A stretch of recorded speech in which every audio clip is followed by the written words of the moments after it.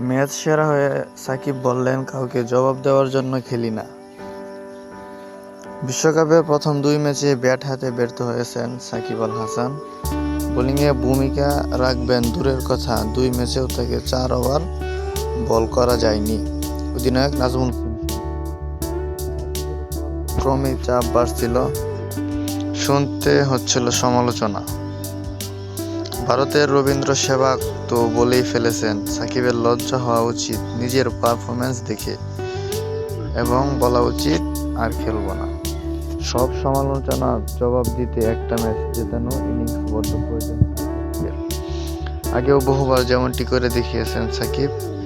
সমালোচনার মুখে ভালো ইনিংস খেলে প্রশংসা কুড়িয়েছেন। নেদারল্যান্ডসের বিপক্ষে সেটা আরও একবার করে দেখালেন সাকিব।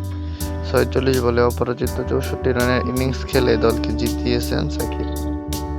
ইনিংস খেলে কাউকে কি জবাব দিতে চেয়েছেন সাকিব? তিনি অবশ্যই এমন কথা হেসেই উড়িয়ে দিয়েছেন।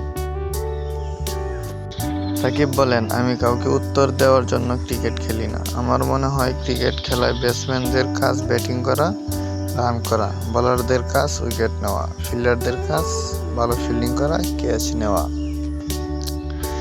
নিজের পারফরম্যান্স নিয়ে সাকিব বলেন, দলে কতটা অবদান রাখা গেল এটাই আসল কথা। টি-20 ম্যাচে প্রথম 4 ব্যাটসম্যানের কারো 16-17 ওভার ব্যাটিং করা খুব গুরুত্বপূর্ণ।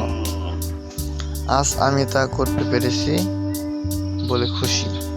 সুপার 8-এর লড়াইয়ে এগিয়ে যেতে ডাচদের হারাতে হতো বাংলাদেশকে। 25 রানের জয় সেটাই করে ফেলেছে বাংলাদেশ। এখন গ্রুপের শেষ ম্যাচে জিতলে বাংলাদেশ পা রাখবে সুপার 8-এ। হারলেও অবশ্যই সুযোগ থাকবে বাংলাদেশের সামনে, তবে সেক্ষেত্রে ফের সমীকরণের জটিলতায় পড়তে হবে বাংলাদেশকে। তাই নেপালের বিপক্ষে জয়টা প্রত্যাশা করেছে বাংলাদেশ, যে ম্যাচটি মাঠে গড়াবে আগামী